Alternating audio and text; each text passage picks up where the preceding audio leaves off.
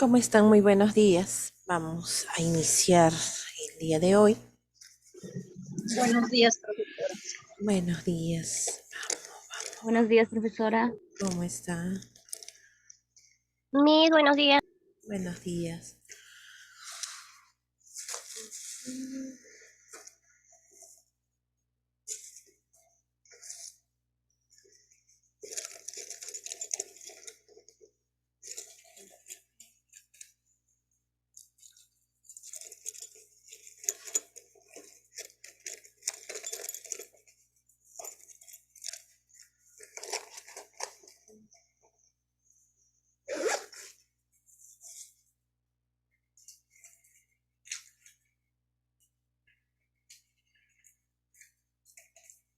Ya está.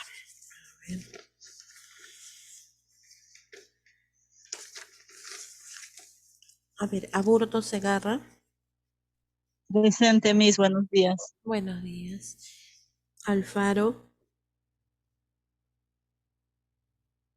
Arones. Alfaro Revilla. Bazán Cabrera. Blas Urbano. Carguapo. Presente, profesora, buenos días. Buenos Presente, días. profesora, buenos días. Carguapoma, ya, muy bien. Casavilca. Presente, profesora, buenos días. Buenos días.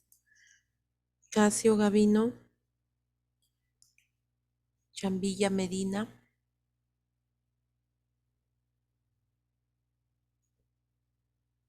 Chisa Torres.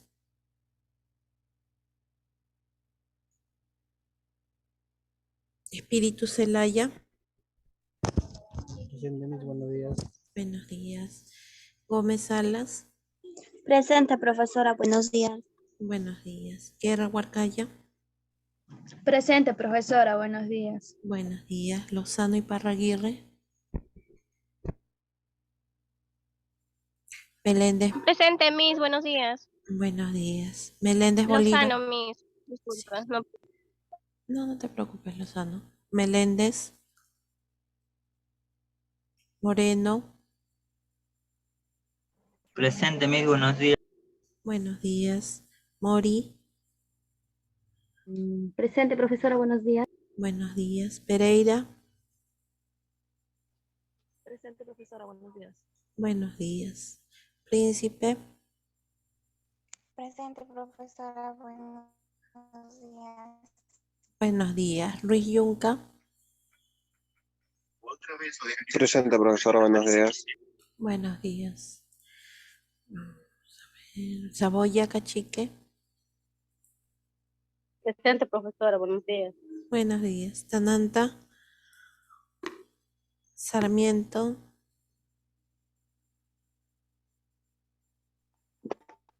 Presente, profesora. Listo, Sarmiento. Torres Cruz. Presente, profesora, buenos días. Buenos días. Vela Jiménez. Profesora, disculpe, la compañera tiene problemas de conexión. Ya, Ya se conectará más rato. ya, hija, gracias. Villamizar.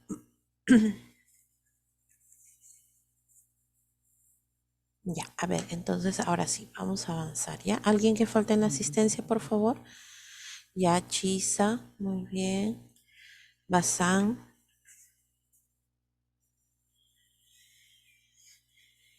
¿Alguien más? Chambilla.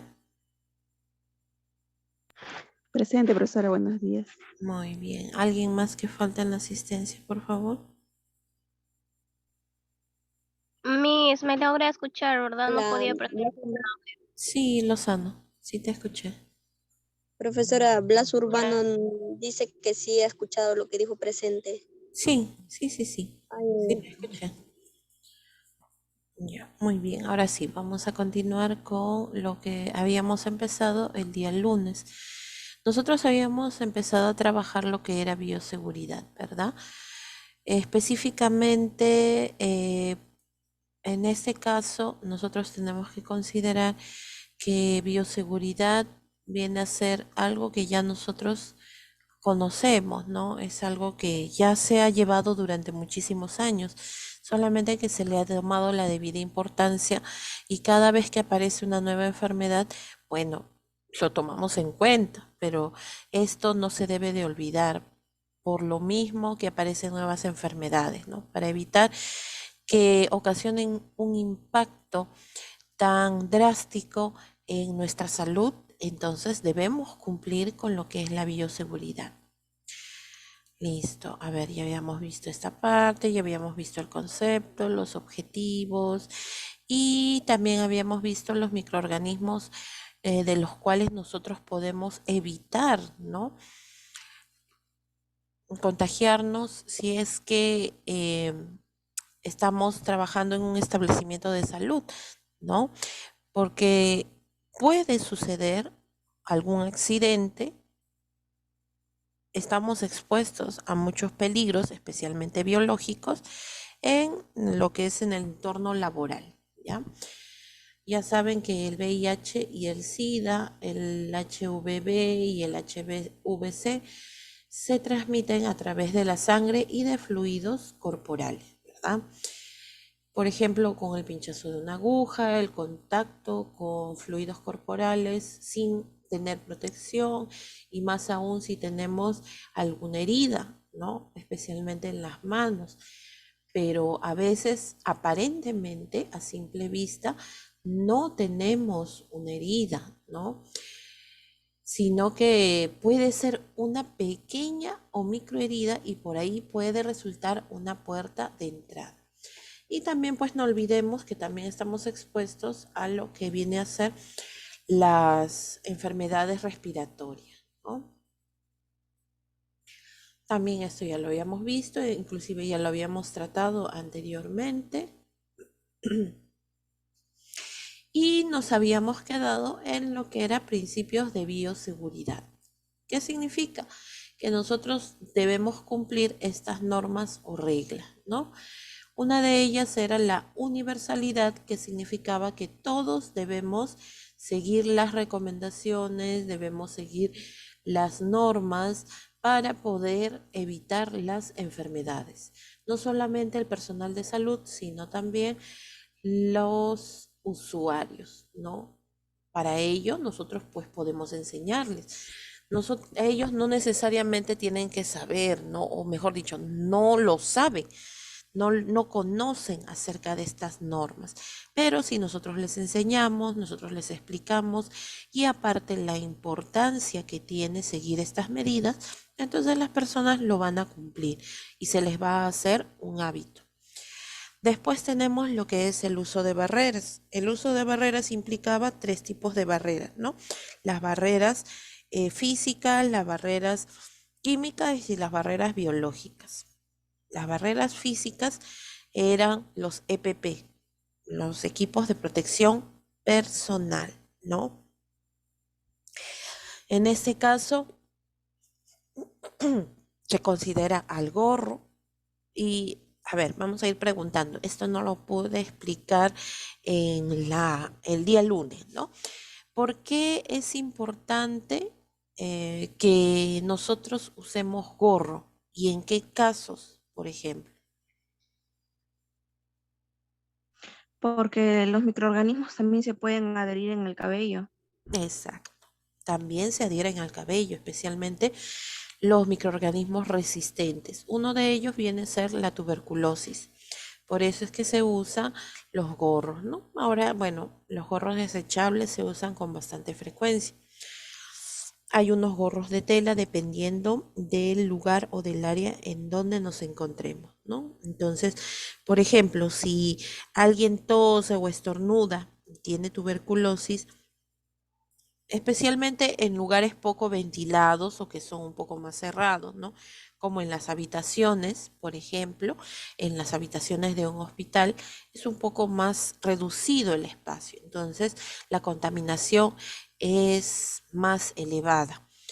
Si nosotros de repente estamos presentes ahí, de repente no lo inhalamos, ¿no? No llega hacia nuestras vías respiratorias, pero se queda en el cabello.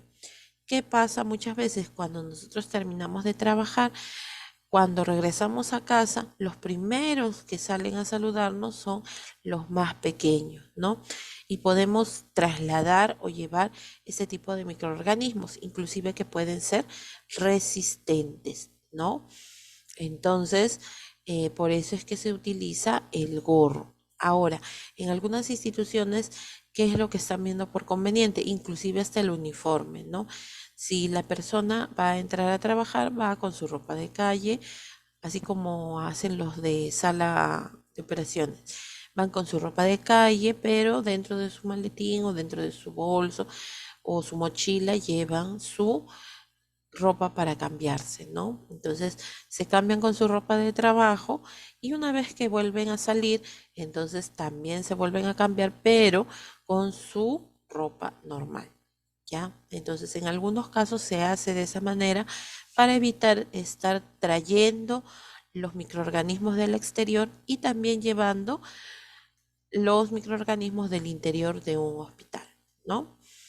Listo, entonces ya vimos la primera barrera física que viene a ser el gorro. Otra barrera o EPP. Los guantes, profesora. Los guantes, muy bien. Hay diferentes tipos de guantes, ¿no? Hay diferentes tipos de guantes. Por ejemplo, tenemos los guantes de procedimiento, o sea, esos sencillos, los simples nada más, ¿no? Esos vienen a ser los guantes de procedimiento. Y también tenemos lo que es los guantes quirúrgicos, aquellos que vienen en doble empaque. ¿Por qué vienen en doble empaque? Significa que están esterilizados. Estériles. Entonces, esterilizado significa que está libre de microorganismos. Por eso es que viene en doble empaque, ¿ya? Viene en un empaque tipo sobre y después otro empaque envuelto en un papel, ay, ¿cómo se llama ese tipo de papel? Es un papel suave que permite la protección de estos guantes y evita que se piquen y se formen huequitos, ¿no? Sabemos que la mayoría de guantes son de látex, pero existen también otros tipos de materiales de guantes. ¿Por qué? Porque hay personas que son alérgicas al látex. Entonces, por lo tanto, estos guantes no le harían bien a esta persona, ¿ya? Ustedes han visto que inclusive hay de varios colores, rosado, celeste, negro, ¿no? Entonces, esos son los guantes. Muy bien. Nos permite proteger nuestras manos, especialmente, como les decía, podemos tener alguna lesión muy, muy pequeña de repente, pero es suficiente para que sea una puerta de entrada para los microorganismos, ¿ya? Otro EPP, otra barrera. El cubre Mandil, las botas, profesora. Ya, Los vamos. lentes. Entonces empecemos desde la parte superior. Muy bien, los lentes. Claro, los lentes también vienen a ser un protector muy importante. En algunos casos hay hospitales o establecimientos que solamente brindan lo que son los visores, ¿no? Un visor es como una lámina. Ya ustedes saben eso, ¿no? El visor es como una lámina que se pega en la mascarilla. O bueno, ahora los visores que vienen con una especie de lentes adaptados para poder colocárselos y evitar que se caigan, ¿no? Entonces, especialmente, ¿qué evita este visor? La contaminación o el contagio a través de los ojos. Recordemos que el ojo viene a ser una parte bastante lábil a los microorganismos. Si le cae una gota contaminada, entonces automáticamente se infecta, empieza a producir secreción purulenta, ¿no? Es igualito, en este caso, en lo que es los lentes, va a impedir, a veces existe una mínima probabilidad de que salpique sangre y esta sangre pueda estar contaminada Como lo va a absorber la mucosa del ojo, entonces existe el riesgo de enfermedades, ¿ya? Otro equipo de protección, Mandil, profesora. ya, el mandil, muy La bien. mascarilla, Miss. Ujú, El tapaboca, la mascarilla. La claro. mascarilla, Miss. En este caso, tiene varios nombres, ¿no? Mascarilla, cubreboca, tapaboca, como ya les había mencionado. También existen de diferentes graduaciones, de diferentes materiales, ¿no? Las mascarillas. Las mascarillas obligatoriamente tienen que estar cubriendo nariz y boca, ¿ya? No es solamente la boca y la nariz se deja fuera. Bueno, aunque ahora pues ya con esta pandemia ya prácticamente ha disminuido los casos y esto es por el adecuado cuidado que han tenido las personas, especialmente si ya habían sufrido de COVID, ¿no? La mascarilla es un gran elemento, un gran e importante equipo de protección personal, porque esto va a impedir que ingresen microorganismos a las fosas nasales y a, a través de la boca, ¿no? Listo. Entonces, como les decía, existen de diferentes materiales. Hay unos que son los desechables que solamente duran un día, ¿no? Los de 3 pliegues, los rectangulares. Ya, listo. Esos, ¿no? Después tenemos los famosos chanchito, las N95, ¿no? Que son un poco más gruesas, que impiden la filtración de micromoléculas, ¿ya? Entonces, en ese caso no hay ningún problema, no hay ningún inconveniente. Ahora existen también otras mascarillas, pero que no cumplen con las normas de bioseguridad. No sé si ustedes habrán visto que en plena pandemia había algunas personas que utilizaban como esas máscaras como para evitar los gases lacrimógenos, ¿no? Entonces, ese tipo de EPP no es conveniente. Hay un EPP o una mascarilla con, eh, con un que vienen con filtro. O sea que al momento de ingresar el aire, va a filtrar el aire, va a purificarlo para que la persona pueda respirar. Claro que son un poquito más pesados, ¿no? Pero igual, de todas maneras es muy importante. Listo, entonces esos son los tipos de mascarilla. Ya ustedes saben que con las restricciones fuera, o sea que ya no se está obligando a utilizar la mascarilla, hay personas que todavía mantienen el uso de ellas, ¿no? Especialmente esto ya se debe volver como una costumbre, así como en otros países, debido a la contaminación, debido a también cuando se enferman o cuando hay alguna persona enferma a nivel respiratorio, entonces las personas se protegen y se colocan mascarillas, ¿no? Eso ya se les ha vuelto un hábito. Entonces, nosotros también somos seres de hábitos. ¿Qué otro? Me dijeron el mandil, ¿no es cierto? Ahora normalmente los mandiles son desechables. Los mandiles vienen en diferentes medidas, están hechos de un material resistente para evitar que se contamine lo que es la ropa de trabajo, ¿no? Muy bien, entonces ese es el mandil. Después otro EPP que tengamos, Las El botas. cubre calzado. exacto, las famosas botas o cubre calzado, ¿no? En este caso, nosotros vamos a utilizarlos para no contaminar ciertas áreas, ¿no? Por ejemplo, en sala de partos, cuando se ingresa a sala, ya nosotros debemos estar eh, con nuestros cubrezapatos, ¿no? Para poder eh, empezar la actividad. No se utiliza en todas las áreas, ojo, no, eso no es necesario. Se puede utilizar en algunas determinadas, como por ejemplo en sala de operaciones, en sala de partos, ¿no?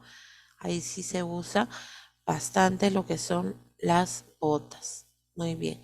¿Falta alguno?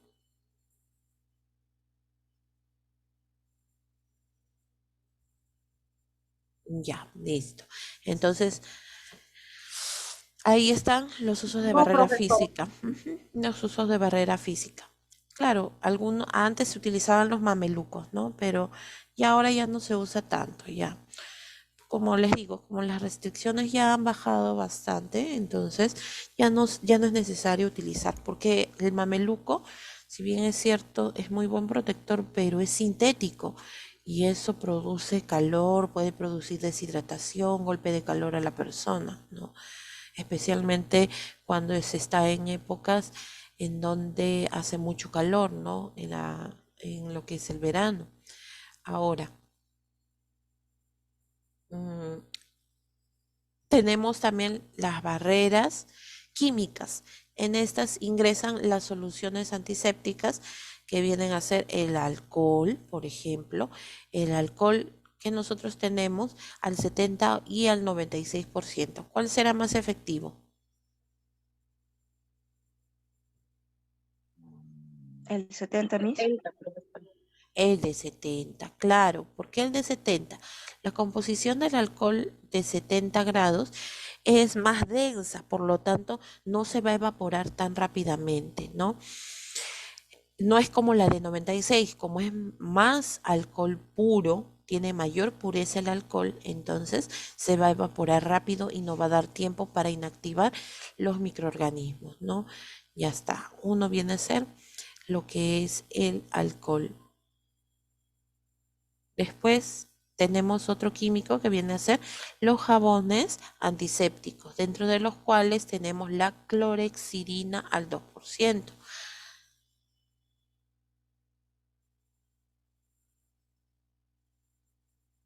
La clorhexidina al 2%, que en ciertos servicios los colocan para poder lavarse las manos y sale como una especie de espuma, ¿no? Es una espuma jabonosa que nos permite a nosotros eliminar los microorganismos, especialmente de la piel de las manos y debajo de las uñas, ¿ya? Después otra barrera química que tengamos. Esas son las principales, ¿ya? Después tenemos lo que viene a ser las barreras biológicas. Dentro de las barreras biológicas, ¿qué es lo que se utiliza? Las barreras biológicas vienen a ser las vacunas, ¿no? En el caso de las vacunas, ya sabemos cuáles son las vacunas en las que se debe aplicar en el personal de salud, principalmente para evitar una contaminación cruzada, ¿no?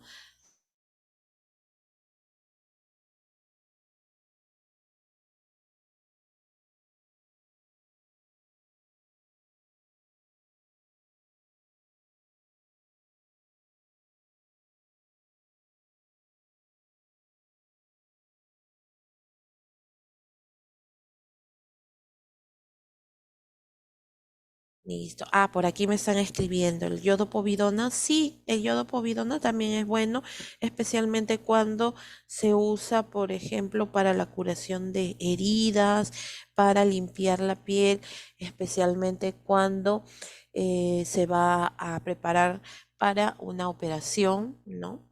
Entonces, sí, sí también es útil, ¿no? Y por último tenemos los medios de eliminación de material contaminado, que se divide en 3 tipos de colores, que también creo que ya la vimos, ¿no? Rojo, amarillo y negro, ¿no? En algunos hospitales se utiliza el verde, pero lo que no cambia es la bolsa negra ni la bolsa roja.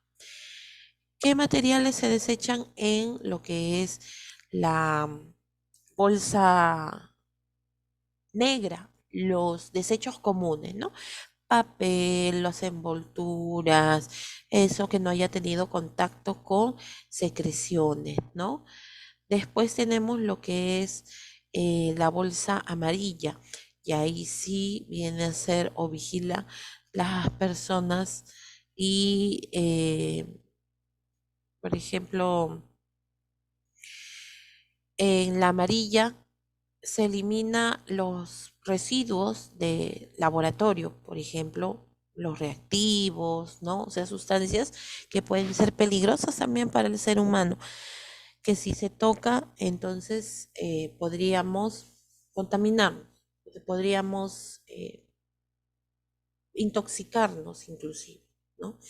Entonces este tipo de materiales se eliminan en un color de bolsa especial para ser identificados y al momento de desecharlos su desecho sea también especial.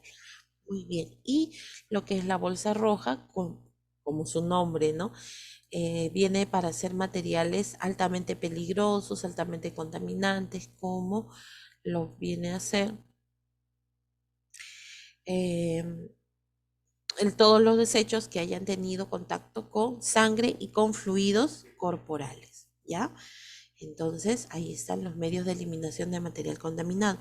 Pero aparte de ello, también para los materiales cortopunzantes, como agujas, por ejemplo, inclusive para eliminar lo que son los frascos, ¿no? Las ampollas, cuchillas, así. Utilizamos las cajas de bioseguridad, ¿no? Son unas cajas de cartón prensado, sus paredes son muy gruesas y son muy resistentes. Vienen desarmados, pero viene su manual para poder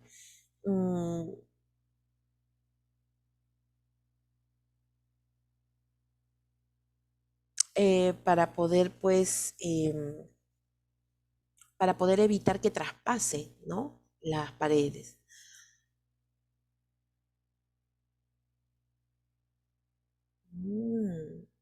Uy, uy, uy. Acá una biopsia, sí.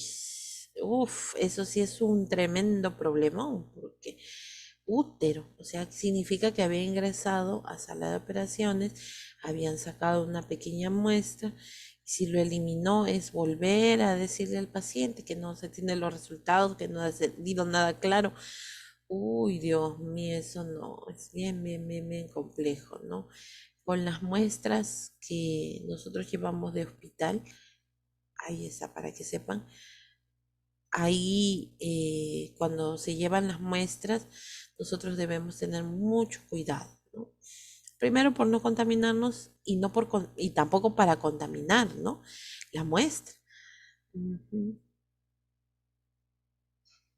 Sí, sí, Saboya.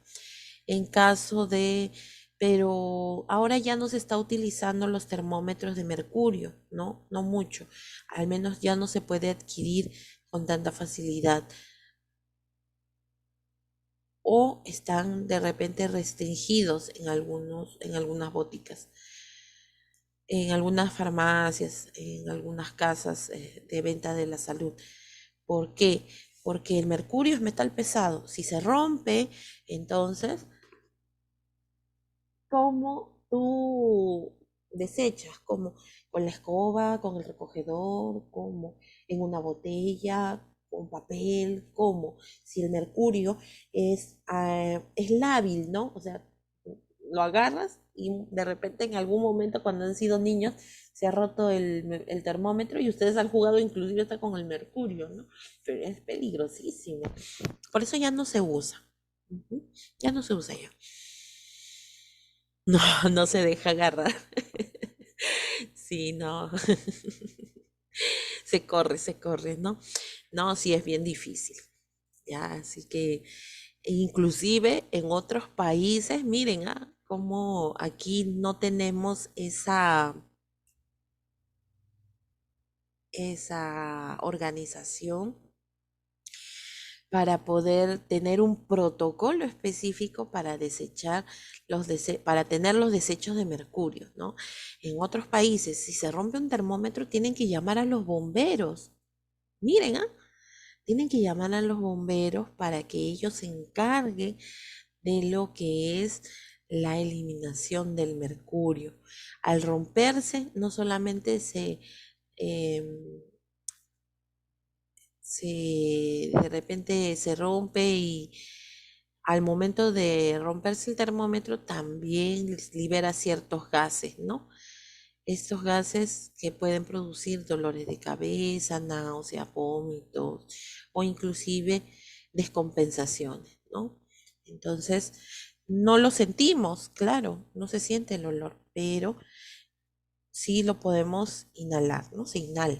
Entonces, ya este tipo de cosas ya se está restringiendo, se está utilizando otro tipo de materiales am, para poder medir la temperatura, ¿no? Entonces, ahora sí, ya saben las medidas de eliminación del material contaminado.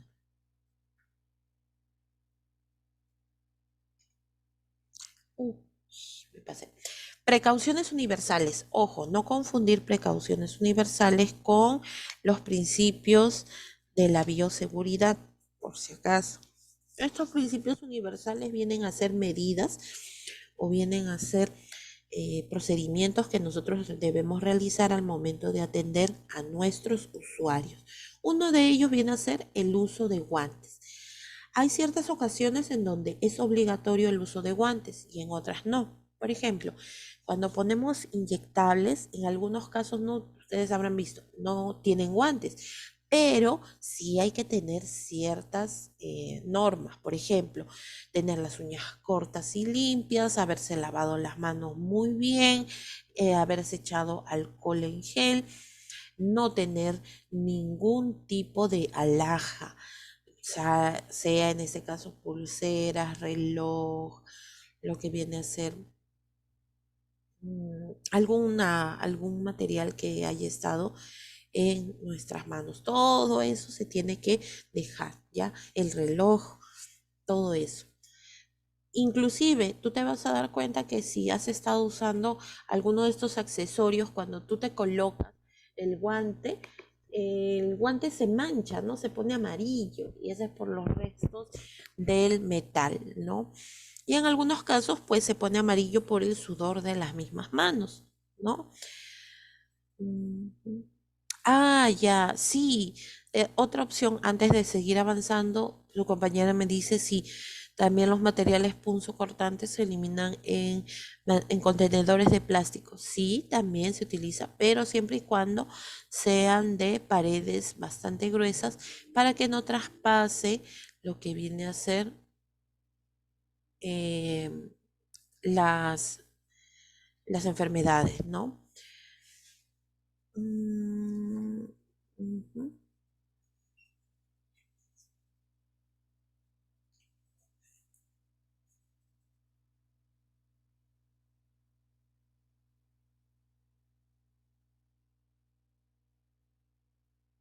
Ah, ya. No, por ejemplo, si en un lugar determinado se usa materiales punzocortantes, ¿dónde es que se lleva? Ojo, eso tiene que ser desechado de una manera especial, ¿no? No es a eliminarlo a la basura, nada más, no. Recordemos que el ámbito hospitalario o el ámbito en un establecimiento de salud puede ser altamente contaminante, ¿no? Y en algunos casos, inclusive cuando ya hemos regresado de lo que es la pandemia, ya hemos tenido en cuenta muchas precauciones, ¿no? Listo, entonces, ya, claro, es la misma pregunta que me decía tu compañera. ¿Dónde llegan las agujas utilizadas? Por ejemplo, en algunas farmacias o en algunas boticas utilizan un equipo que rompe las agujas, que las quema. O sea, ya no es necesidad de eliminarlas, ¿no?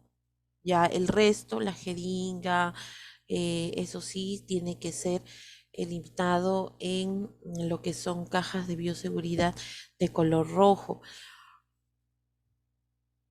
En algunos casos, ¿qué es lo que hacen? Los incineran. Claro que con la contaminación del medio ambiente se tienen que crear nuevas normas para el desecho de las agujas, ¿no?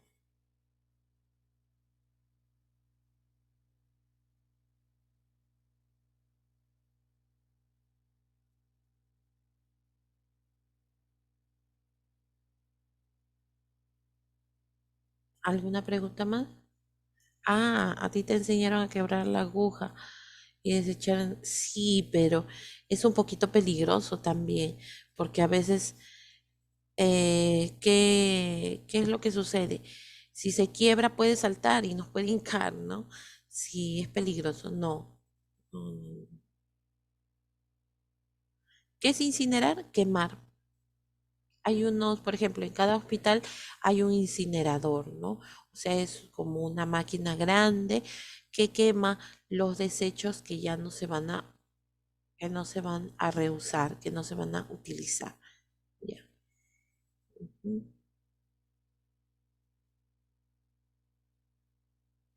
Ah, ya. Muy bien. Ujú. Listo, entonces para eso se usan los guantes, ¿no? Como les digo, no es necesario que sean los quirúrgicos, porque los quirúrgicos, como ustedes pueden apreciar aquí, son para procedimientos especiales, ¿no? Por ejemplo, en sala de operaciones, se puede utilizar para hacer procedimientos invasivos como colocar una sonda nasogástrica, una sonda vesical, ¿no? Para sala de partos. Entonces, ahí sí se utiliza los guantes quirúrgicos, ¿no? Si no, se utilizan los guantes de procedimiento, los sencillos, los simples, ¿no? Los de látex. Entonces, eso viene a ser el uso de guantes. Crea una barrera para evitar el ingreso de los microorganismos. También el lavado de manos. El lavado de manos debe ser ejecutado antes y después del contacto. Antes de tener contacto con el paciente y después. ¿Para qué? Para poder atender a otro paciente. Porque no vamos a tener uno solo, vamos a tener varios, ¿no? Y si no, en todo caso, si nuestras manos no han tenido contacto pues con suciedad, entonces podemos también utilizar el alcohol en gel, ¿no? Pero se siguen los pasos igual que el lavado de manos. Listo. A ver, debe ser ejecutado el lavado de manos antes y después del contacto, por ejemplo, con sangre, fluidos corporales, secreciones y excreciones, materiales e instrumentos contaminados, ¿no? Para evitar que se pase a la piel. Inmediatamente también después de retirar los guantes del contacto con los pacientes y así hayamos utilizado el guante, igual tenemos que lavarnos las manos, porque con la transpiración entre el guante y la mano, ustedes huelen su mano, huele a puro látex, ¿no? Queda ese olor durante mucho tiempo, ¿no? Entonces también hay que lavarnos las manos, pues. Em, Después, entre diferentes tareas, si de repente voy a hacer una curación y después voy a colocar una sonda nasogástrica, obviamente entre procedimiento y procedimiento tengo que lavarme las manos, ¿ya?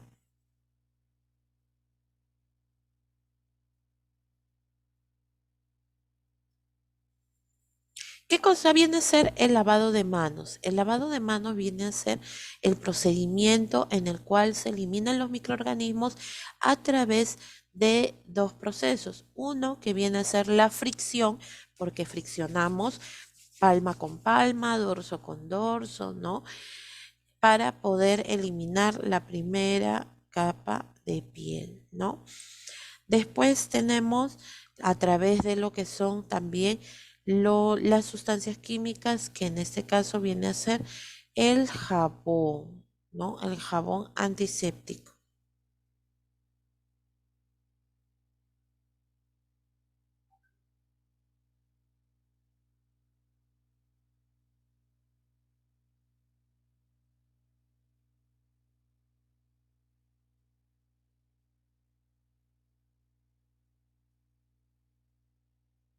Ujú. Dentro de lo que es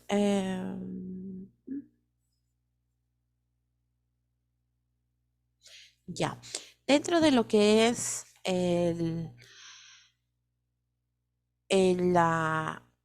los tipos de microorganismos que nosotros tenemos en nuestras manos viene a ser, por ejemplo, la flora transitoria, ¿ya? La flora transitoria que viene a ser aquella flora contaminante o no colonizante. ¿Qué significa? Que este tipo de microorganismos que nosotros tenemos va a estar en la superficie de la piel.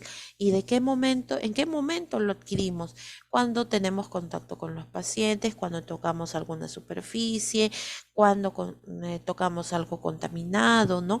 En todo momento prácticamente, porque nosotros agarramos dinero, agarramos nuestro celular, agarramos, por ejemplo, en un transporte público, agarramos los asientos, las barandas, todo, ¿no? Entonces ahí esa viene a ser la flora transitoria. Pero la ventaja es que como está en la superficie de la piel, es de fácil remoción, o sea, se puede salir fácilmente. ¿Y cómo? Mediante un buen lavado de manos.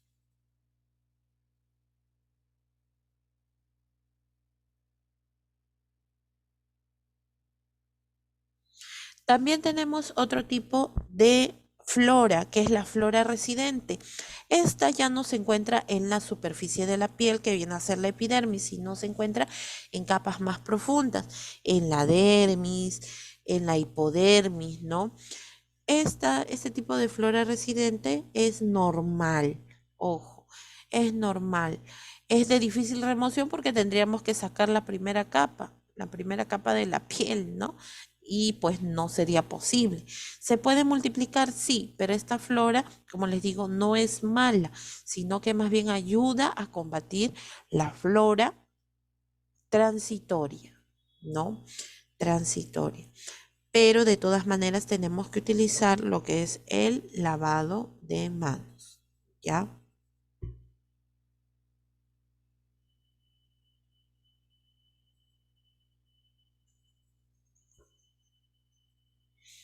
¿Alguna pregunta? ¿Hasta aquí? ¿O alguna duda? Profesora, em, en caso del que da alergia los guantes de látex, ¿otra opción no habría? Sí, sí hay otros tipos de guantes, ¿no? De otro material para las personas que tienen alergia al látex, sí, porque sería imposible, ¿no? Trabajar con los guantes de látex, porque las personas que tienen de repente alergia empiezan a sentir escozor, ¿no? Empiezan a sentir, se enrojece la piel y arde, es doloroso, ¿no? Para ellos es bastante difícil. Por eso existe otros tipos de materiales, como por ejemplo el nitrilo, ¿no? Sí existe opciones, ¿ya?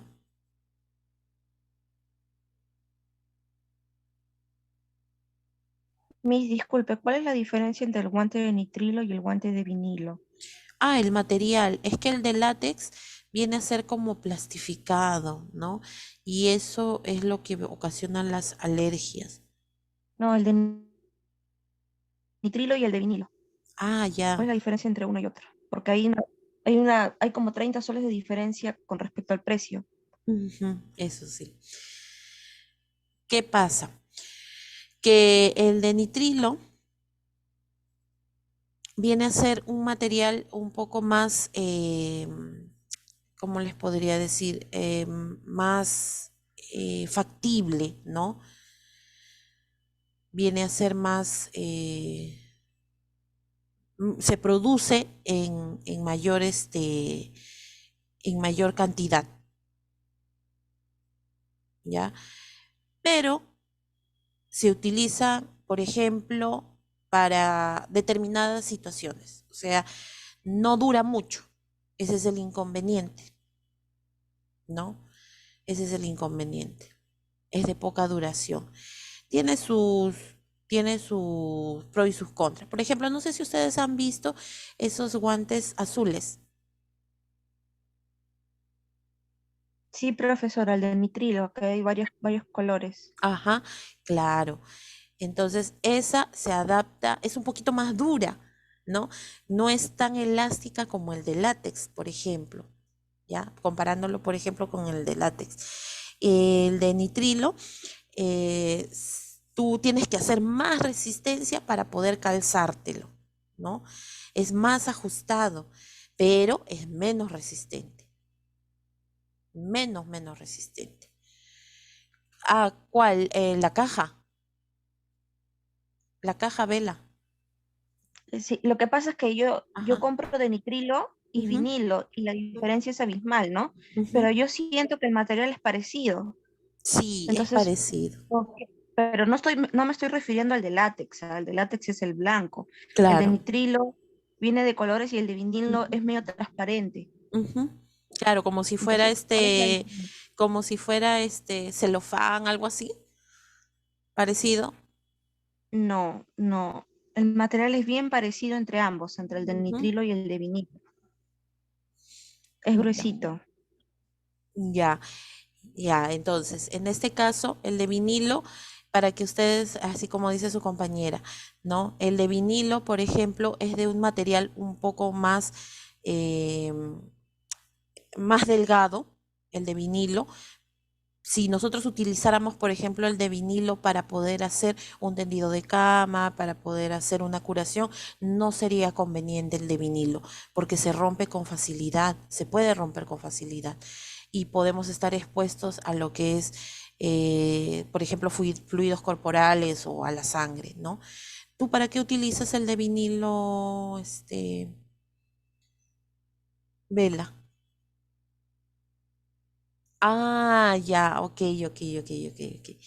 Claro, pero esto utilizas, por ejemplo, el de vinilo para ese tipo de procedimientos, ¿no? Por ejemplo, en podología, como dice ella. Pero si nosotros tenemos un roce mayor, por ejemplo, con el paciente, con otros materiales, ajá, eso sí, es un poquito menos resistente, ¿no? Es menos resistente. Porque hay procedimientos como en el de podología que tú necesitas protección de todas maneras porque puede haber, por ejemplo, un absceso, ¿no? Trabajas con, por ejemplo, con materiales de tipo quirúrgico, ¿no? Entonces, es muy diferente a, por ejemplo, que nosotros hagamos una curación o hagamos fricción, ¿no? Para poder hacer un lavado en el paciente. Es bien diferente, ¿no? Entonces, claro, si bien es cierto, es más adaptable, más, ¿cómo se dice? Moldeable a la mano, pero no dura mucho, ¿no? Sinceramente, no dura mucho. Bueno, que son los de nitrilo y de vinilo, vienen a ser más que todo la diferencia por el material, por la materia prima que se utiliza para poder realizarlo. Más que todo por eso, ¿no? Y es una opción de tanto la de nitrilo como la de vinilo para poder, pues, no trabajar con el látex porque es hipoalergénica. La de vinilo es ideal, ¿no? Para personas que son alérgicas al látex. Sería una opción.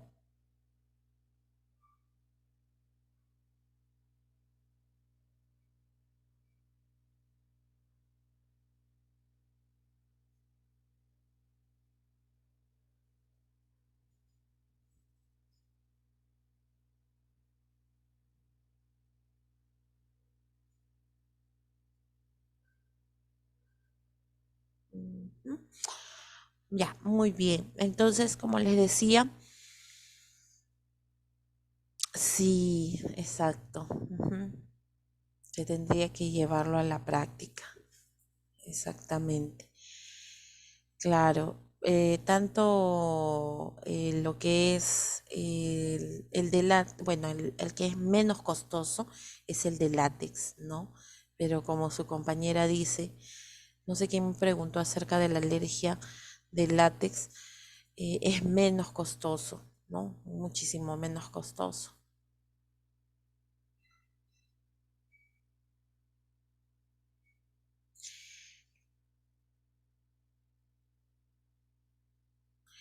A ver, el tipo de lavado de manos. El tipo de lavado de manos que nosotros utilizamos, ¿no? Son tres tipos. Uno que viene a ser el lavado de manos social, el lavado de manos clínico y el lavado de manos quirúrgico. Esto es muy importante porque en este caso para ustedes va a ser primordial saber el lavado de manos clínico, ¿no? Llevando o guiándonos acerca de los 11 pasos que se deben realizar para poder hacer un adecuado lavado de manos. El lavado de manos social viene a ser, como dice ahí, el común, el simple, el que realizamos de rutina. Por ejemplo, cuando nosotros llegamos a nuestras casas, cuando, por ejemplo, vamos a almorzar, salimos del servicio higiénico, ¿no? Entonces, ese es el tipo de lavado de manos que por lo menos, debería durar 15 segundos como mínimo, ¿no? Mínimo, ojo. Y muchas veces, ¿qué es lo que hacemos? Muchas veces lo que hacemos es utilizar un mal procedimiento, porque en este caso agarramos el jabón y recién mojamos nuestras manos, ¿no? Esa es la mayoría, lo que hace la mayoría, la costumbre, ¿no? Ya es como una rutina, pero en este caso no debe de ser así. Primero tenemos que humedecer las manos, recién agarrar el jabón, hacer la espuma, lavarnos adecuadamente tanto palma, dorsos, uñas, ¿no? Pero no lo hacemos así, ¿no? Después, el lavado de manos clínico. El lavado de manos clínico es el que se utiliza normalmente para todas las áreas, excepto para sala de partos y sala de operaciones. Se debe hacer un lavado de manos clínico, que debe durar como mínimo 40 segundos. Ojo, 40 segundos, ¿no? Se realiza especialmente con una solución jabonosa antiséptica. En algunos establecimientos, el que se usa, vuelvo a repetir el nombre es la clorexidina al 2%. ¿Ya? Es una solución jabonosa que viene en forma de espuma, por lo tanto es fácil de deslizar, de dispersar y también es fácil de remover al momento de enjuagar, ¿no? Pero en otros casos, de repente, donde no se puede obtener o no hay esta clorexidina, se puede utilizar los jabones líquidos, no hay ningún problema, pero siempre y cuando sean antisépticos, ¿ya? Listo, entonces mínimo dura 40 segundos. Y por último tenemos el lavado de manos quirúrgico, que este sí es un tipo de lavado de manos especial que no solamente abarca las manos, sino también abarca los antebrazos y 4 dedos por encima de los codos. Entonces, este es un lavado especial que ya no dura segundos, sino que dura minutos. Puede durar de 3 a 5 minutos en algunos casos, según el protocolo, ¿no? Según el protocolo del establecimiento de salud. En algunos casos lo hacen en un solo proceso, en un primer lavado, o en otros casos hacen inclusive en 2 tiempos o hasta en 3 tiempos. Por eso es que demora tanto, ¿no? Porque vuelvo a repetir, no solamente se tiene que lavar lo que son las manos, sino el antebrazo y 4 dedos por encima del codo, porque esto tiene que eliminar la mayor cantidad posible de microorganismos cuando se trata de sala de operaciones. Acuérdense que en sala de operaciones se abre cavidad, ¿no? Se abre cavidad y está expuesto los tejidos. Entonces, imagínense que ingrese de casualidad algún microorganismo, ¿no? Es bastante complejo. Y también en sala de parto, a pesar de que el parto viene a ser un procedimiento natural, pero de todas maneras para evitar la contaminación cruzada también hacia el feto, entonces se tiene que utilizar este tipo, ¿ya? De lavado. Muy bien. En este caso, vuelvo a repetir, el que más utilizamos viene a ser el lavado de manos clínico. A ver, voy a compartirles un video que está aquí, sino que no había puesto la... A ver, me van a decir si se escucha, por favor, ¿ya? Lavado de manos clínico.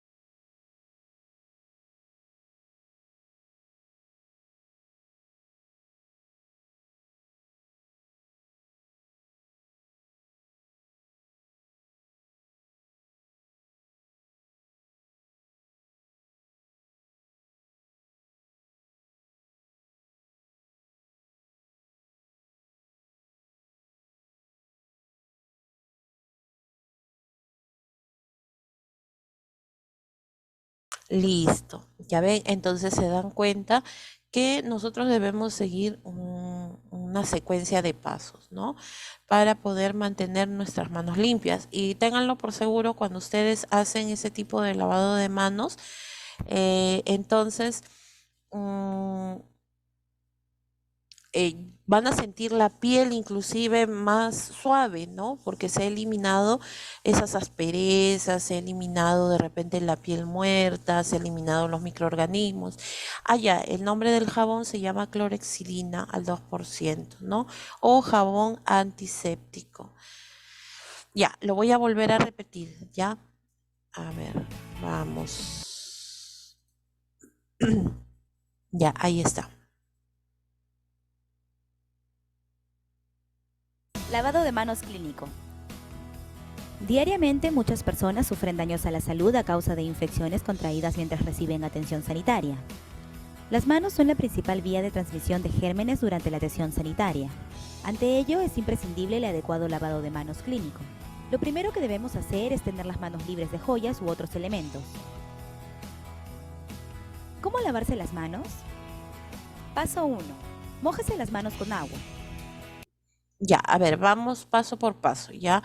Acuérdense, el primero tiene que ser lavarse las manos, ¿no? Perdón, mojarse las manos para poder recién ahí dispensar con jabón, ¿ya? Recién ahí, muy bien. Paso 2. Deposita en la palma de la mano una cantidad de jabón suficiente para cubrir todas las superficies de las manos. Jabón, ahí recién, aquí, bueno, en este caso están utilizando jabón líquido. ¿Por qué? Porque, como les vuelvo a repetir, la clorexidina viene a ser o viene en espuma, ¿ya? En espuma. Entonces, eso va a ser más fácil que se pueda dispersar. Listo. Una vez que ya tiene el jabón, empieza a hacer espuma. Paso 3. Frótese las palmas de las manos entre sí. Paso 4. Frótese la palma de la mano derecha contra el dorso de la mano izquierda, entrelazando los dedos y viceversa. Paso 5. Ya está. Entonces, acuérdense cómo es el procedimiento: hacer espuma, después se coloca en el dorso de la mano, ¿no? Siempre frotando bien entre los dedos, tanto en la mano izquierda como en la mano derecha. Igual de la misma manera las palmas de la mano, ¿no? Frótese las palmas de las manos entre sí con los dedos entrelazados. Paso 6. Frótese el dorso de los dedos de una mano con la palma de la mano opuesta, agarrándose los dedos y viceversa. Listo. ¿Qué hacemos así? ¿Cómo hacemos para frotar?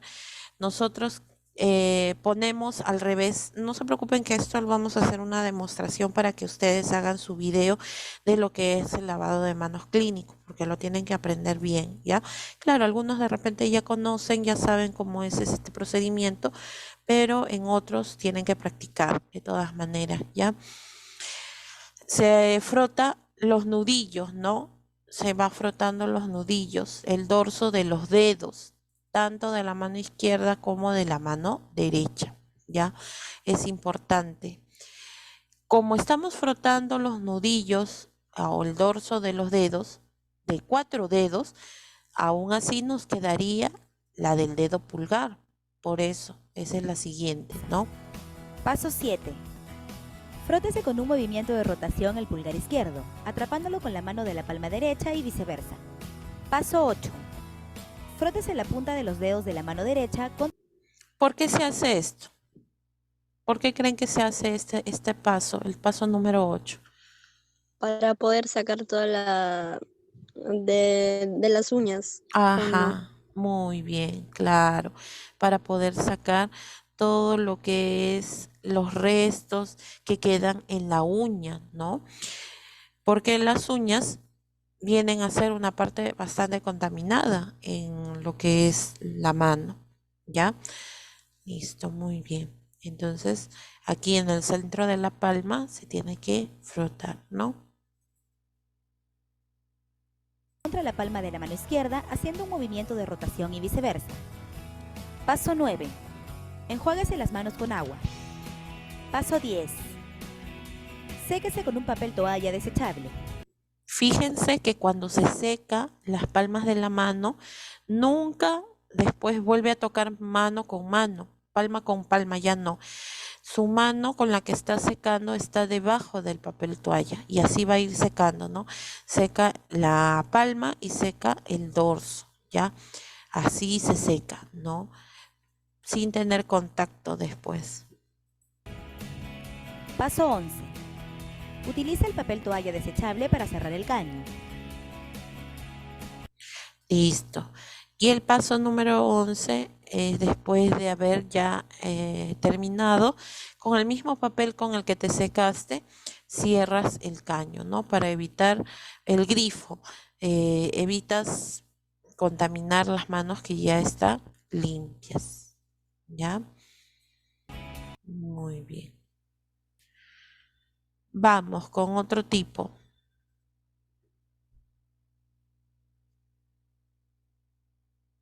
Hola, buen día.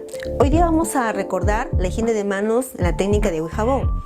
Para ello tenemos que tener en cuenta ciertos requisitos, como por ejemplo, liberar nuestras manos de anillos, de pulseras, de relojes. En caso de las damas, tener las uñas recortadas, sin las uñas esmaltadas, mucho menos uñas postizas. Una vez que cumplamos esos requisitos, vamos a empezar a hacer la higiene de manos con agua y jabón, que tiene una duración de 40 a 60 segundos. Empecemos. Paso número 0. Primero tenemos que abrir nuestro caño, regularizar, y el paso 0 es humedecernos las manos. Nos humedecemos las manos. El paso número 1 es dispensar del insumo, ¿no? En este caso es clorhexidina al 2%. Miren, ya ves, se dan cuenta que es como una espuma. Su nombre comercial es el Ibiclen, ¿no? Pero así viene, de esta forma. Y ustedes dirán, ¿y cómo lo dispensa? Fíjense, es un jabón que en algunos servicios los tenemos así adheridos a la pared y tiene su conexión hacia un puff, o sea, hacia un cojín, una especie de cojín que nosotros presionamos con el pie, o sea, ya no tocamos, solamente recibimos nada más. Pisamos ese cojín y de ese cojín va a impulsar aire, ahí lo sale en forma de espuma, ¿no? Y entonces eso va a ayudar a que este tipo de jabón sea más efectivo.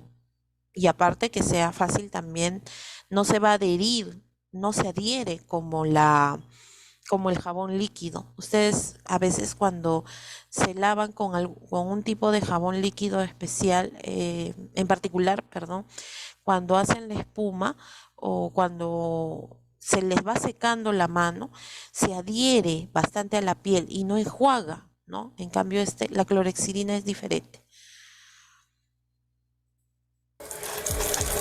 Aproximadamente 5 ml, ¿no? El paso número 2 es la distribución del insumo.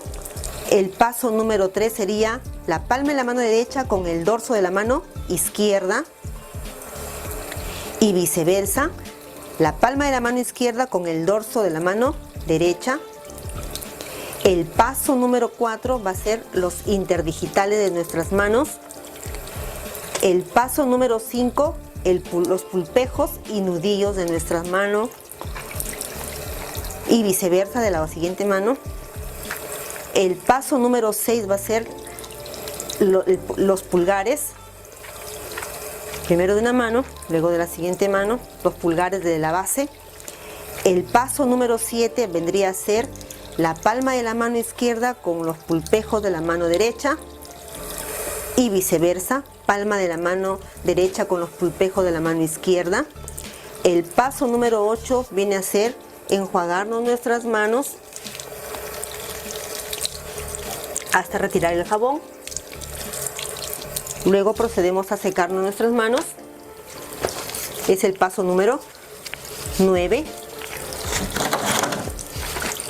El paso número 10 es cerramos el caño con el papel, disponemos en el tacho negro, y el paso número 11 decimos mis manos están limpias. Listo, entonces eso viene a ser el lavado de manos, clínico o médico, ¿ya? Cualquiera de los dos es lo mismo. Si ustedes lo buscan, es clínico o médico, ¿ya? Acuérdense que es de 40 segundos mínimo, puede durar hasta 1 minuto.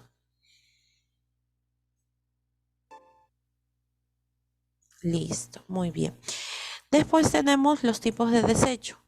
Los tipos de desechos que nosotros podemos tener en una área determinada, puede ser desechos generales o comunes, que viene a ser pues los que no han tenido contacto con material biológico, o sea, con sangre y con fluidos corporales, ¿no?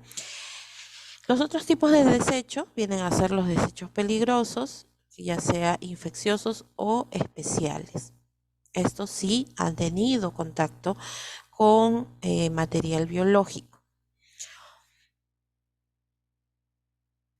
Tipos de desechos infecciosos. Por ejemplo, tenemos los desechos de laboratorio, ya sea de las muestras, ya sea de los reactivos, anatomopatológicos. También aquí nosotros vamos a encontrar, por ejemplo, lo que se ha analizado, ¿no? Si se ha analizado, por ejemplo, muestras de tejidos, tumores, ¿no? Biopsias, todo eso, entonces viene a ser los anatomopatológicos. Los desechos que hayan tenido contacto con sangre, definitivamente, ¿no? Son altamente peligrosos.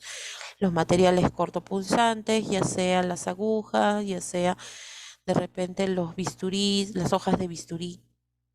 De áreas críticas, como por ejemplo los desechos que se eliminan de UCI, de UCIN, ¿no? De UCI, que viene a ser de cuidados intensivos, y de UCIN, ya sea de cuidados intermedios o de cuidados neonatales. También podemos considerar otra área crítica que viene a ser patología. Patología, lo que viene a ser emergencia, lo que viene a ser sala de operaciones, ¿no? Son lugares especiales donde se utiliza también bastante material y por lo tanto el desecho viene a ser mayor. Y lugares de investigación, por ejemplo, en el caso de laboratorios especiales, donde se hacen estudios sobre las enfermedades nuevas o de repente para la creación de medicamentos o de vacunas para poder contrarrestar estas enfermedades.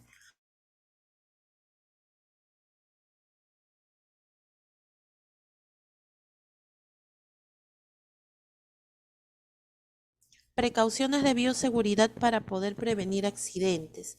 Una de ellas, una de las precauciones que debemos tener en cuenta es informar al paciente y solicitar su colaboración. Siempre es importante cuando nosotros vamos a realizar cualquier tipo de procedimiento, es importante lo que viene a ser la preparación psicológica. ¿Qué significa la preparación psicológica? Significa que nosotros vamos a informar lo que vamos a realizar, así sea el simple hecho de tomarle la temperatura. Siempre tenemos que informar al paciente, no podemos estar mudos y pretender realizar algún procedimiento. Es como pedirle su consentimiento. Si tú tienes ese mínimo de respeto hacia el paciente, entonces el paciente va a tener más confianza, va a perder un poco el temor y va pues colaborar, ¿ya? Si se requiere ayuda, se va a tener que pedir. Por ejemplo, especialmente cuando nosotros trabajamos con niños o con personas de habilidades especiales, ¿no? Entonces ahí solicitamos la ayuda de repente del papá, de la mamá o del tutor o de la persona encargada de ese niño, ¿no? Que lo esté cuidando. Siempre se va a pedir ayuda. Por ejemplo, es bien difícil, parece mentira, vacunar a los niños, a algunos sí son bastante tranquilos, para poder vacunar a los niños con habilidades especiales, ¿no? Con habilidades diferentes. Entonces, ahí necesitamos bastante ayuda. Tienen bastante fuerza, bastante fuerza. Y a veces nos pueden llegar a patear, nos pueden llegar a golpear y porque le digo, un niño pequeño, un niño normalmente que tiene 8 años, no tiene tanta fuerza, pero ellos sí tienen bastante fuerza. ¿Por qué? Porque obviamente tienen temor, más temor, piensa que les vas a hacer daño y es algo lógico que para defenderse, pues, reaccionan de esa manera, ¿no? Otra de las precauciones viene a ser el lavado de manos antes del procedimiento y después de haber finalizado el procedimiento. Lo que es la colocación de guantes es importante como medida de protección. No reencapsular las agujas. Ojo, esto está totalmente desfasado. Antes, ¿qué es lo que se hacía? Había una metodología, un método para poder reencapsular las agujas, o sea, para poder taparlas nuevamente, ¿no? Pero ahora ya no se realiza por el peligro a hincarse, por el peligro a pincharse y contagiarse de alguna enfermedad. Por eso es que se ha decidido, pues, al menos en lo que es inmunizaciones, utilizar las agujas, las jeringas con agujas retráctiles, ¿no? Que tú presionas el émbolo un poquito más y solita la aguja retrocede, ¿ya? Depositar el material contaminado en el lugar adecuado. Ustedes ven esa caja amarilla, ya. Esas vienen a ser las cajas de desechos, ¿no? Especialmente para material punzocortante. Ya no se tapa la aguja y se desecha automáticamente en esa caja.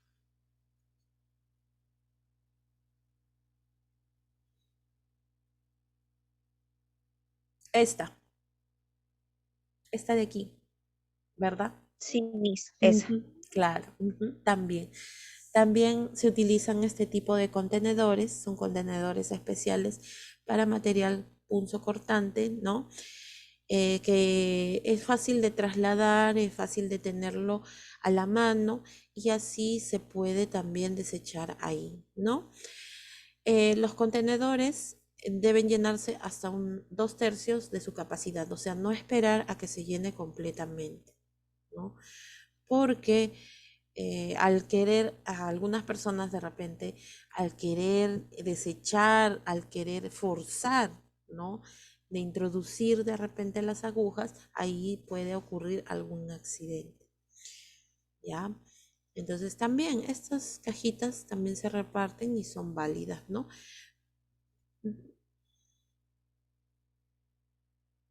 Esta es la que yo les decía. Por ejemplo, este es un procedimiento de emergencia que se utilizaba para poder tapar las agujas con una sola mano, o sea, no agarrando el capuchón o la tapa y con la otra mano tratar de embocar en el centro o en el interior de la tapa. Pero más es lo que perdemos tiempo, en realidad, ¿no? Entonces, el peligro es que si nosotros agarramos o queremos volver a tapar la aguja, nos podemos hincar. Es muy, muy peligroso, ¿no? Especialmente después de haberlo ya utilizado. Y bueno, pues también en algunos casos, en algunos lugares donde no existe las cajitas, las cajas de desechos, o no existen esas cajas plásticas, ¿no? Rojas. Entonces a veces hay que ingeniarnos. Nosotros podemos utilizar, por ejemplo, las galoneras. También es válido, ¿no? Las galoneras para poder desechar las agujas y material punzocortante, ¿ya? Hay lugares que son de extrema pobreza, ¿no? Y no, a veces no hay material. Listo. Complicaciones que se pueden presentar con las inyecciones. Una de ellas, o sea, después de haber aplicado las inyecciones, aparecen estas complicaciones, ¿no? Una de ellas viene a ser el famoso absceso. El absceso viene a ser la acumulación o la colección local de materia o de pus. Miren aquí, por ejemplo, se nota claramente que hay una infección y esto es porque no se ha limpiado adecuadamente la zona donde se va a inyectar, ¿ya? No se ha limpiado bien. O de repente hemos contaminado el material con el que vamos a inyectar. Por eso hay que ser precavidos, ¿no?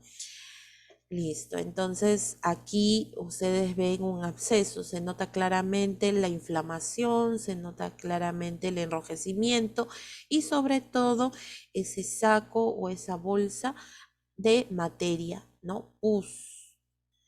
Y esto es bastante, bastante doloroso, que inclusive puede ocasionar fiebre en el paciente, ¿no?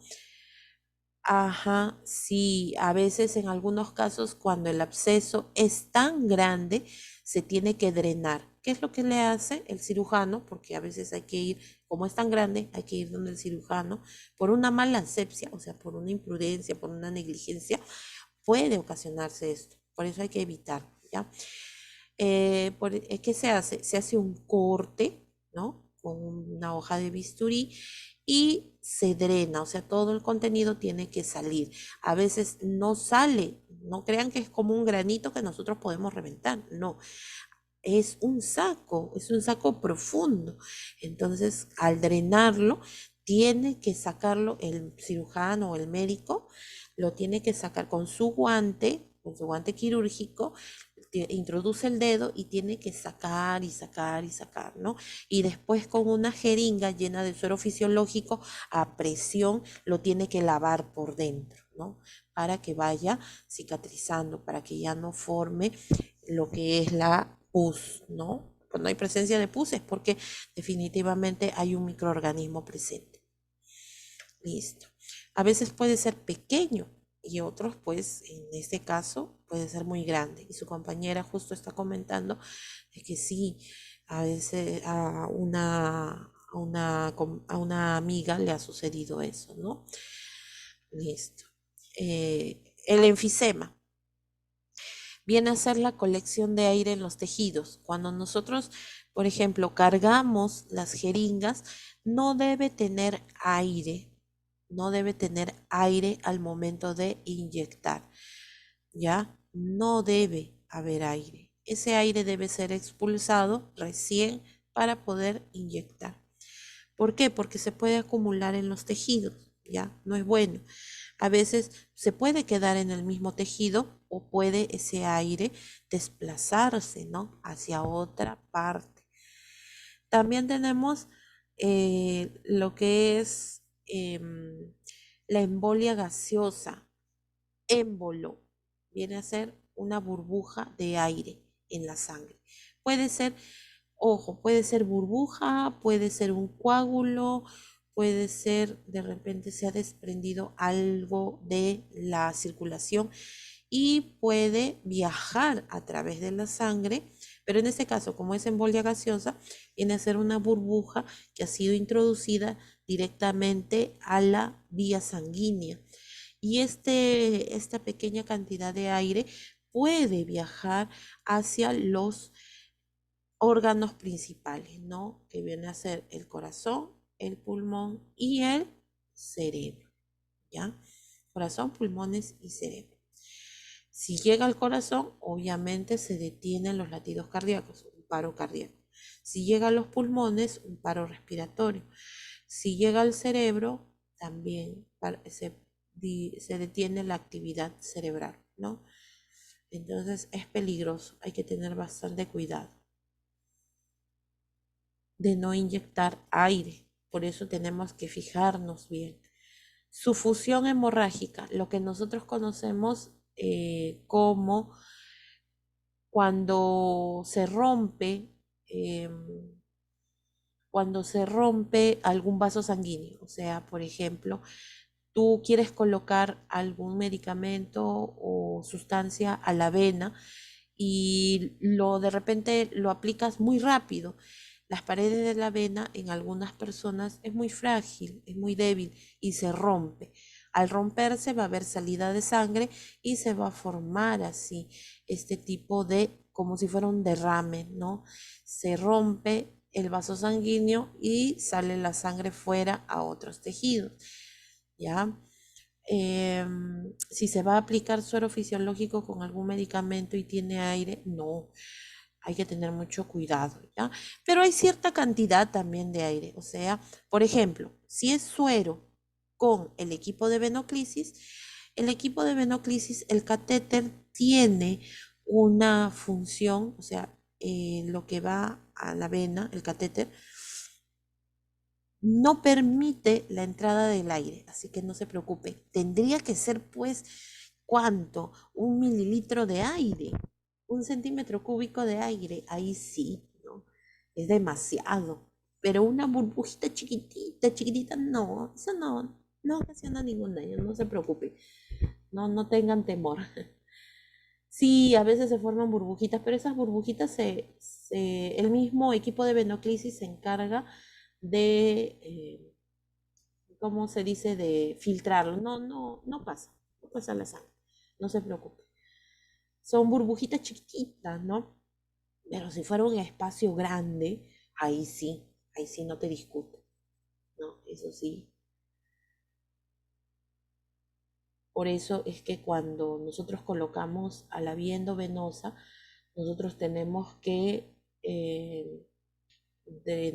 ordeñar todo el equipo de venoclisis, o sea, tenemos que dejar pasar el suero hasta el final de la conexión, ¿no? Para que no haya ningún espacio de aire, ¿ya? Muy bien, listo.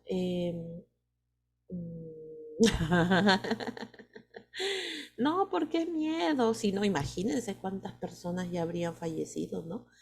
No se preocupen, no es nada del otro mundo. Pero aquí específicamente en tendencias en inmunizaciones vamos a hacer hasta intramuscular, nada más. Cuando ustedes estén en tercero, ahí sí van a ser a todas las vías, hasta endovenosa, ¿ya? Ah, sí, darle conversación. ¿Hay algún truco para que no le duele al paciente una inyección? Sí. Primero, colocar, por ejemplo, en la intramuscular, colocar suave, en un movimiento que tú estés seguro y continuo. No lanzar la aguja como si fuera un dardo, empezando, ¿no? Después, otra forma que puede ser es, por ejemplo, se le pide que tosa. La persona se concentra en toser y no siente la aguja. O darle conversación, ¿no? Que de repente cómo ha estado su día. Entonces la persona no se concentra ya en el dolor y ya eso pues también lo va a distraer, ¿no? Ajá, listo. Entonces, miren, esto ya no es un simple moretón. Lo que ustedes ven aquí en la primera imagen, esto ya viene a ser una equimosis. Miren, o sea, es tan grande la acumulación de sangre que esto va a demorar, tiempo en absorberse. No es en una semana. Profesor, disculpe, eso parece sangre muerta, ¿verdad? Sí, es que es sangre muerta, porque esta sangre al estar en otro tejido ya se vuelve sangre muerta. Cuando ya no está en la vena o en una arteria, ya es sangre muerta. ¿No?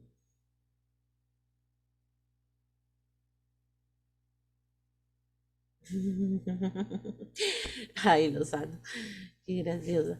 Ya, a ver, esta extravasación medicamentosa. Extravasación medicamentosa es cuando el medicamento se deposita fuera del lugar, ¿no? O sea que se acumula, miren, aquí a este niño le querían poner a la vena, pero siguieron inyectándole y se acumuló, parece una ampolla grande, ¿no? Y esto también se va a formar al final un hematoma o se va a formar una equimosis, así como en la primera. ¿Qué pasa si se aplica el suero con medicamento bien venosa, pero canalizaron mal y no entró en vena y empieza a inflamarse la mano o el brazo? Ah, esto es extravasación medicamentosa. Es este caso. Y esta extravasación medicamentosa va a demorar tiempo. ¿Por qué? Porque se va a absorber, sí, pero es como si hubieras puesto una gran cantidad de medicamento en un lugar que no le corresponde. Y dependiendo también del medicamento.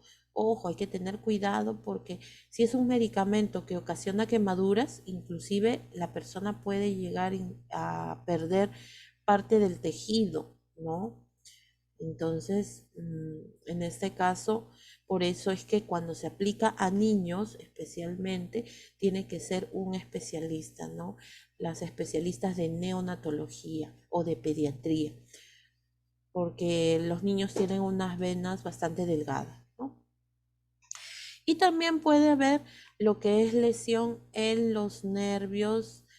eh, Ya eso lo vamos a ver, Lozano, no te preocupes, después más adelante. No, no hay que tener miedo, más bien al contrario, hay que perder el miedo a las agujas, a la sangre, porque si nosotros le tenemos miedo, entonces sentimos temor nosotros, le infundimos temor al paciente.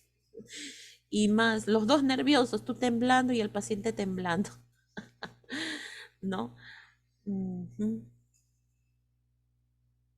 Ah, ya ves, entonces sí, se acostumbran, se acostumbran.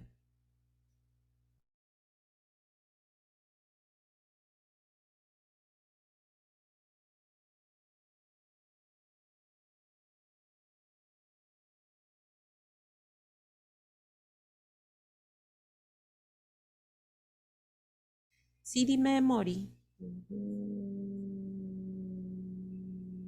Ujú.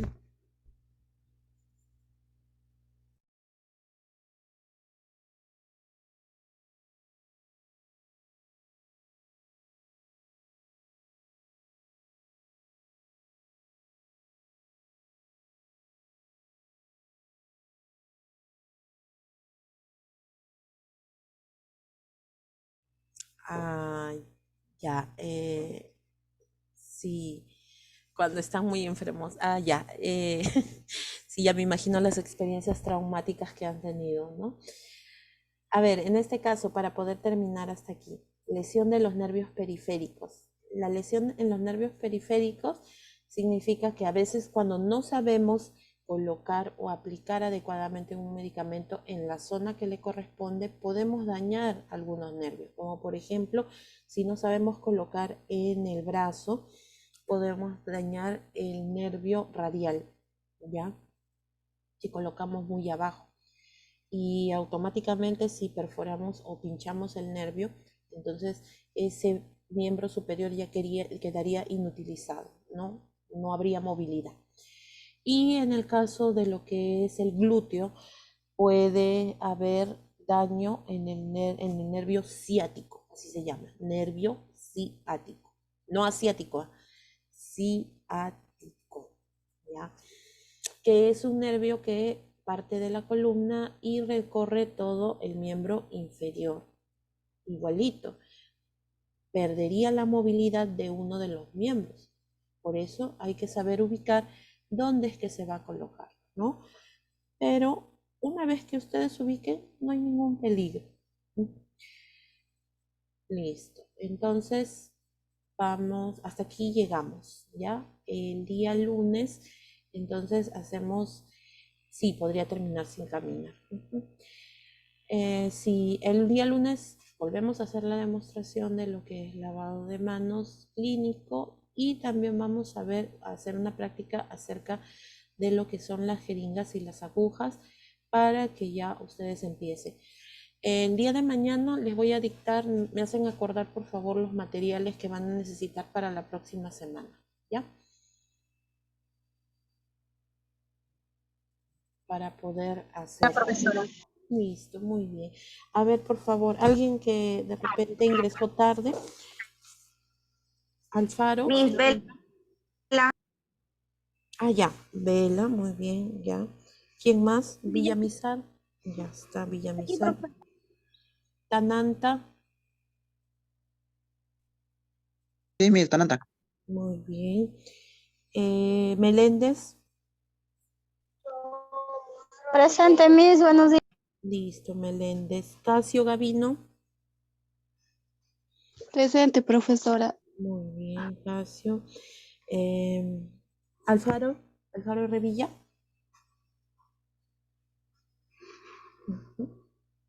Listo. Muy bien, chicos. Entonces ya nos encontramos el día de mañana, ¿ya? El día de mañana continuamos con... sí, no se olviden, por favor. Ya no se olviden, mañana les voy a preguntar cuáles van a ser sus temas, ya en desorden. No se olviden para mañana. Listo, chicos. Cuídense, que tengan bonita mañana. Gracias, cuídese usted también, profesora. Bendiciones. Muchas gracias, igualmente para ustedes.